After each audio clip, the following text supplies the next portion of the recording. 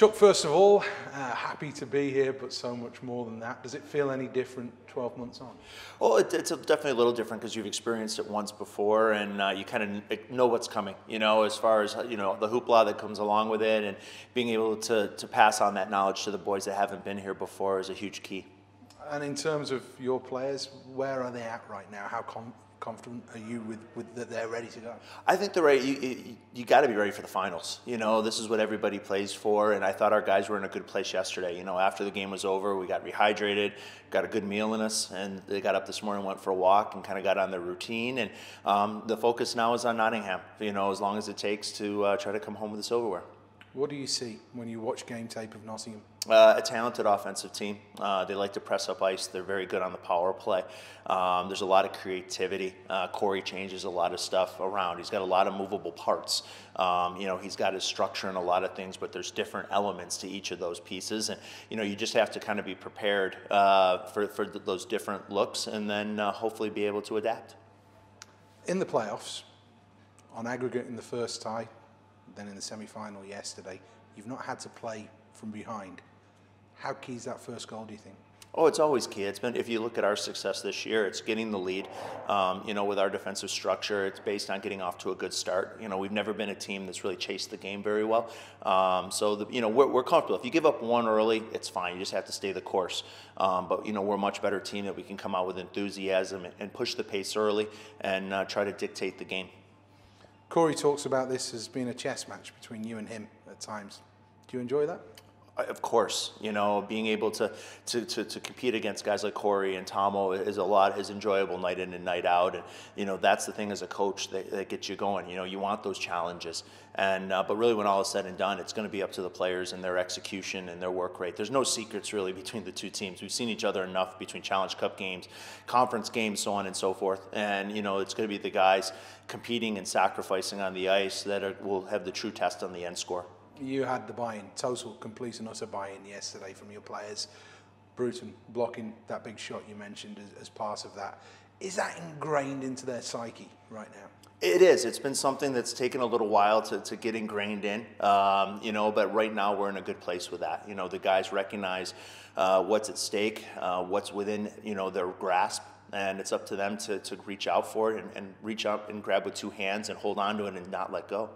Bigger picture, when you look and take a step back at this season and you see the full picture, if you like, do you think today is the difference between a successful season and a season that would be deemed a failure?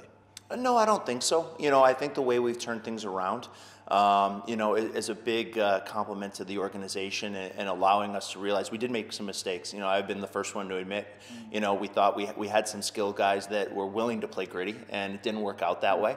But I give Mike and Andy and PZ all the credit for allowing us to recognize that and make some adjustments and get the right group. This was a learning year for me from the standpoint I came in halfway through the year last year. So this is the first time from a training camp going through the whole, beginning of the season of the Elite League, and there was a lot of lessons learned from my standpoint as well. It was a totally different group this year compared to last year, and I had to manage it differently. But all the credit goes to the boys for the effort and the work that they put in here down the stretch to give ourselves this opportunity. Do you like this league? You know what? From where it was last year, it's grown by leaps and bounds. I won't lie to you. Last year, I thought there were some teams that were glorified men's league teams, to be completely honest with you. And this year, though, you had 10 teams that could win any night, especially at home. I mean, you look at the home record throughout this league, I think it was almost like 70%. And so, anyone can win on any night. And I think that's a credit to the league recognizing that. The pace was pushed this year. Everyone had a chance. And I think it shows all the way down to the very end. Well, I suppose there could be 5 trophies and 5 different winners if you retain. There is that potential, and I think that's a credit to the league and the balance. I think there's a lot of teams that would say we're not quite an 8th seed, but you know what? That's where we were seated, and it was up to us to kind of show people wrong. Do you feel like this is a moment of history then? You could be the first ever 8th seed to skate off with that trophy. Well, yeah, we talked about that this year. From the standpoint last year, we set history with being the 6th lowest seed with the 6th seed, and now the chance to do is the 8th, knocking off the number 1, first time ever in league history.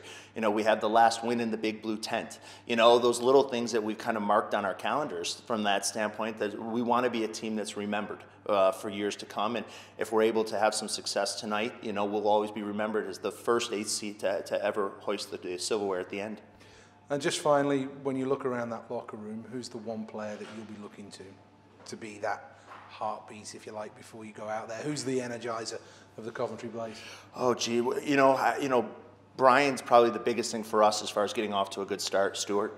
But, you know, from the standpoint of our leadership group with Ashley and Russ being there before, you know, is a huge part of our success.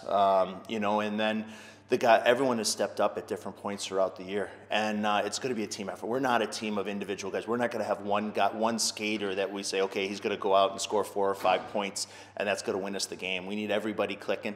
And if we can do that, it's going to give ourselves a chance. Thank you very much. Appreciate it, Seth.